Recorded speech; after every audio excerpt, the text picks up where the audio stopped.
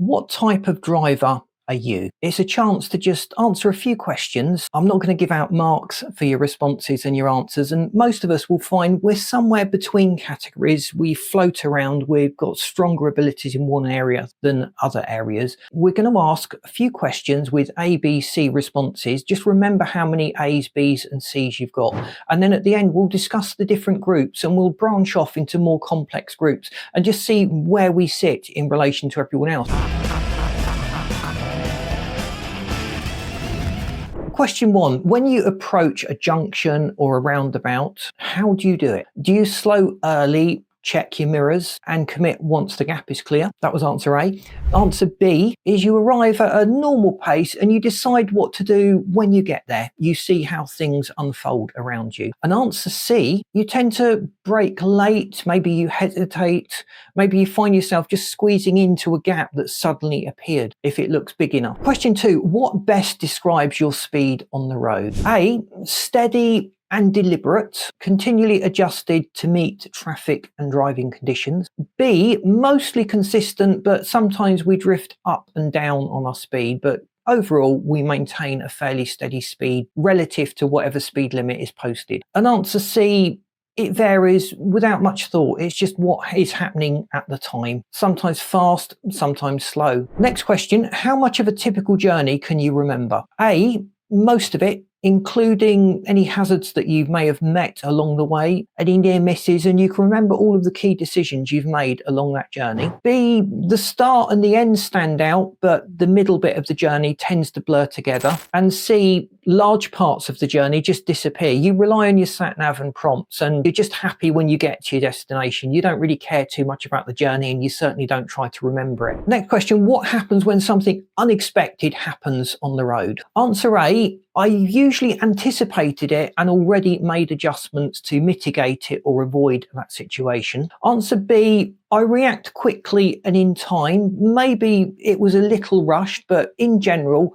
I react as things happen. And C, I often get caught out. I have to make sudden braking or steering corrections. And our final question, how do other drivers react to you? Answer A, they seem fairly comfortable following me, being on the road with me, and they rarely have to make sudden changes to their speed or direction because of me. B, mostly neutral. Maybe I get bibbed now and then. I make the occasional bad decision that winds other drivers up, but in the main, I do okay. And answer C, I notice a lot of heavy braking, frustration, sounding of horns and flashing of light. Now, how to read your result? We've only got 3 results really. If you've answered mostly A's, you're very close to being a professional driver. They're all traits of a professional driver, and we discuss that in some detail in the rest of this video. If you've answered mostly B, I would say that places us all in the average driver group. You're doing things that are good, but there's scope to improve our abilities. And I'm hoping there's not many answer C's out there, because most of those were quite dangerous and frustrating habits. That's the sort of thing that would wind other drivers up and potentially lead to road rage incidents. So we really don't want to be C. So mostly A's, we're dealing with professional drivers. Now, they help the flow of traffic. They don't think as individuals, as they think as a hive group of traffic. They do the thinking for other cars and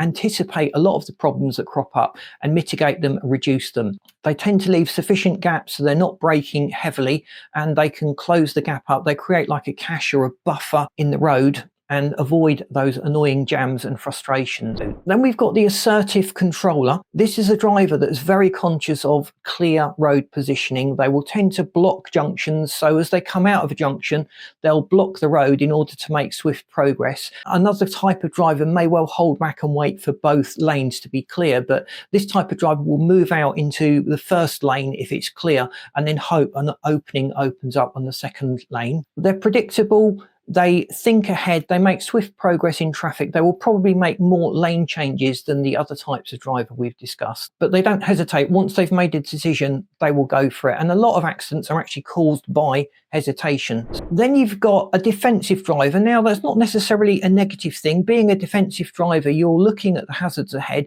You're formulating plans of action, escape routes, and defensive things that we can do to avoid a problem before they happen. They look far ahead. They scan the the road nicely. Nothing surprises other drivers. They always give a good indication of their intention on the road. They acknowledge that other drivers make mistakes and it doesn't get to them. They rise above it. And this type of driver really values a steady pace, has mechanical sympathy, and is in a fairly low stressed state. They're very steady, even when things get a little bit frustrating on the road. Average drivers, there's nothing wrong with being an average driver. In the main, they're competent. They develop a lot of the skills that the other drivers possess, but they probably make more mistakes, more bad judgment calls than the other drivers, often just due to lack of experience. A lot of the other drivers are on the road, I'd say 24/7, although that's not a thing, but they do a lot more miles in their daily drives, so they've just built up more experience. And often it's just the experience and wisdom that is lacking, pushing the average driver into one of the better, more professional route. Then we've got the enthusiast. They love driving. They've got mechanical sympathy. All of their inputs, steering, braking, accelerating, is smooth and progressive. They observe a proper warm-up and cool down of their vehicle. And they're probably also the sort of driver that checks their tyre pressures regularly and keeps an eye on the fluids in the engine bay. It's fair to say that this type of driver works with the car rather than against it. Then you've got the commuter autopilot. They will go to work on autopilot. They won't make any conscious attention of anything around them, and they just react or trust that their muscle memory will react and keep the car on the road and avoid any accidents or damage. They often drive too close. They often have rear end shunts because they've not really been concentrating. They're certainly not anticipating problems up ahead, and they often get caught out when things happen unexpectedly. You've also got the tech reliant driver who trusts the car's auto braking. The lane assist relies on the parking sensors. In fact, without those assists, they would struggle to drive safely. They've become overly reliant on all of these technological advancements. There's nothing wrong with using tech. It can reduce driver fatigue and stress, but when we start to rely on them and we allow our abilities to diminish, we've got a problem. You've also got the unchanging driver. Now, I see these a lot in towns. Generally an older driver, they will drive at 40 miles an hour in 50 and 60 zones, but as soon as they hit a 30 zone, they will still trundle along at 40 miles an hour. Suddenly they're able to drive beyond the speed limit, but they've just got this steady pace that they're confident with, and they won't be changed from that. They're often too slow to react in these 30 zones where you have more pedestrians, more children, more things that can go wrong, and that's often where these drivers come unstuck. Then you've just got the downright dangerous driver. They're continually impacting other drivers. They're causing other drivers to brake, to swerve, and they get a lot of horn sounding or flashing of lights because they've done something stupid. They overtake and misjudge it, and that causes problems. And I hope you've enjoyed this video. Please boot the like button if you have. If you haven't subscribed to the channel, please do so. And I've lined up this video and this playlist that you should find really interesting. Thanks for watching. See you in these next videos.